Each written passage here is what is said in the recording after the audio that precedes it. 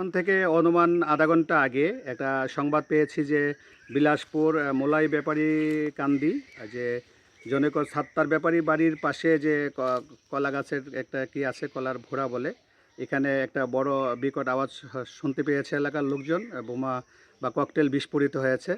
আমি বিষয়টি তাৎক্ষণিকভাবে আমার কর্তৃপক্ষকে অবহিত করে আমি আমার সঙ্গী অফিসার ফোর্স সহ ঘটনাস্থলে আসি। এসে আমরা ঘটনাস্থলটা পরিদর্শন করছি। ঘটনাস্থলে পরিদর্শন করে বোমা সাদৃশ মানে কিছু গন্ধ অথবা এখানে বোমা বিস্ফোরিত হয়েছে এরকম কিছুটা আমরা অনুভব করছি এবং এটার সত্যতা পাচ্ছি এখানে যে বোমা বিস্ফোরিত হয়েছে।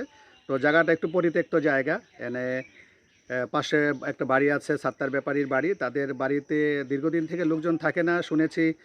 আজকেও ছিল তাদের পরিবারের লোকজন, মহিলারা ছিল নাকি সকালে। তো আমরা এখানে বিলাসপুর অনেক দিন থেকেই মোটামুটি ভালো ছিল। গত কয়েকদিন আগে যেটা বোমা বিস্ফোরণের ঘটনা ঘটেছে এটাও আমরা আমরা ডায়েরিভুক্ত করে তদন্ত করছি। তদন্ত করে অবশ্য ওইটাও আইনগত ব্যবস্থা নিব। আজকের যে ঘটনা ঘটেছে এটাও আমরা তদন্ত করছি এবং আমরা এটা উদ্ঘাটন করার চেষ্টা করছি এখানে কীভাবে বোমা ককটেল বিস্ফোরিত হয়েছে, কারা বিস্ফোরণ ঘটিয়েছে এবং এটার উদ্দেশ্য কী, এটা মূল তথ্যটা বের করার চেষ্টা করছি। অবশ্যই উক্ত বিষয়ে আমরা তথ্য উপাত্ত সংগ্রহ করে আইনগত ব্যবস্থা গ্রহণ করব। তবে আমি এটুকু বলতে চাই যে বিগত 3 মাস 4 মাস যাবৎ এই বিলাসপুর এলাকা মোটামুটি শান্ত ছিল এবং বিলাসপুরে অনেক শান্তিপ্রিয় মানুষ আছে। তারাও চায় বিলাসপুরের শান্তি। আমরা অনেক চেষ্টা করছি, দিবারাত্রি আমরা টহল জোরদার করেছি, বিভিন্ন উঠান বৈঠক করেছি, বিভিন্নভাবে মানুষকে বোঝানোর চেষ্টা করেছি যে এটা কোনো ভালো কাজ হতে পারে না। যারা এটার সাথে সাধারণ মানুষকে ইনভলভ করার চেষ্টা করছে তারা যেন কোনোভাবেই তাদের এই প্ররোচনায় না পড়ে, তারা শান্তিপূর্ণভাবে এলাকায় বসবাস করবে।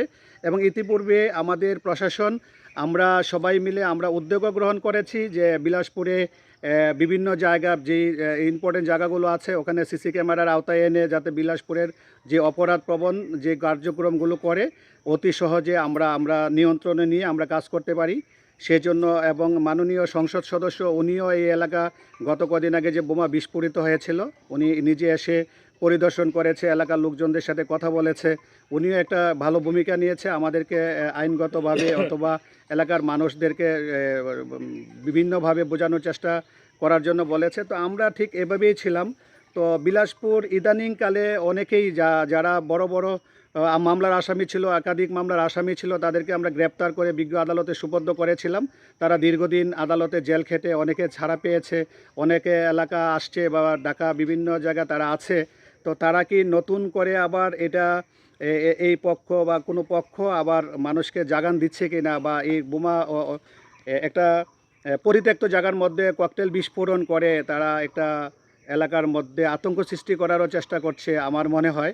তবে আমি সবার উদ্দেশ্যে এটা বলতে চাই, বিলাসপুর অনেক ভালো মানুষের জায়গা, এই বিলাসপুরে অনেক ভালো মানুষও আছে।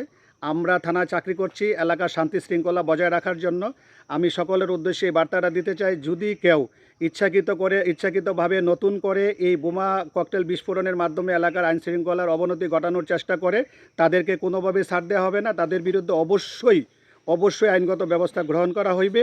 আর যারা সাধারণ মানুষ আছে তাদের প্রতি আমার আহ্বান থাকবে, আপনারা কোনোভাবেই তারা গোষ্ঠীগত দ্বন্দ্ব ব্যক্তির স্বার্থে যারা এগুলা করার চেষ্টা করছে আপনারা অবশ্যই তাদের কথা শুনবেন না, তাদেরকে কাছে আপনারা যাবেন না। আপনারা এলাকার নিরীহ মানুষ, আপনারা শান্তিপূর্ণভাবে বসবাস করতে থাকেন, আমরা আপনাদের পাশে আছি।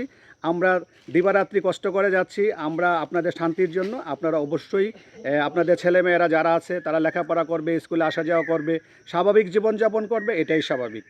আর যারা এই পরিবেশ ঘোলাটে করার চেষ্টা করবে তাদের বিরুদ্ধে অবশ্যই আমরা আইনগত ব্যবস্থা গ্রহণ করব।